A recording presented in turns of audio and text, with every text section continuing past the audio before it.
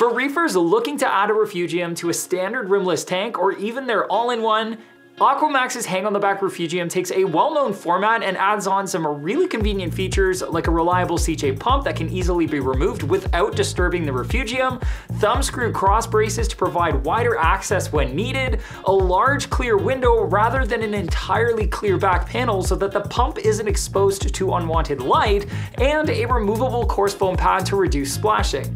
When you open up the box, you'll find the Refugium with the pump already installed, the intake pipe, and a full color instruction card. The body of the Refugium measures in at 16 3/4 inches long, 3 1/4 inches wide, and 12 3/4 inches tall, with approximately 13 by 2 5/8 by 9 inches available for housing sand, rock, and macroalgae. The inlet pipe and the outlet provide right around 3 inches of clearance off of the body, which is plenty of room while still being compact enough for it to sneak into the back of an all-in-one like this Nuvo 40 Fusion tank. The thick acrylic brackets allow for mounting on panels up to 3/4 of an inch thick and use thumb screws to hold the Refugium firmly in place. One of the biggest differences between AquaMaxx's hang-on fuge and other options is their pump placement. Rather than having the pump in the tank pushing water into the Refugium, they opted for a setup similar to a traditional power filter with a pump that sits inside the Refugium and pulls water in through an intake pipe.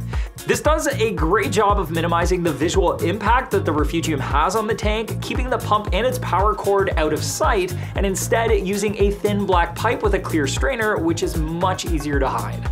After water enters the Refugium, it travels up and over a roughly 5-inch tall baffle to hold substrate in place, then across the Refugium until it reaches the outlet near the top and flows back into the tank.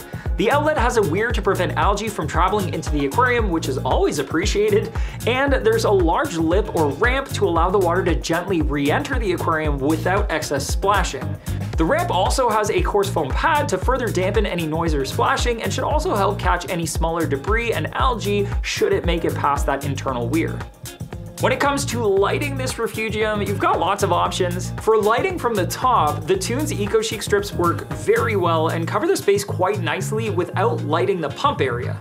Alternatively, if you prefer to light it from behind, the Refugium does have a large 11-inch by 10-inch clear window that could be used for a larger panel style fixture.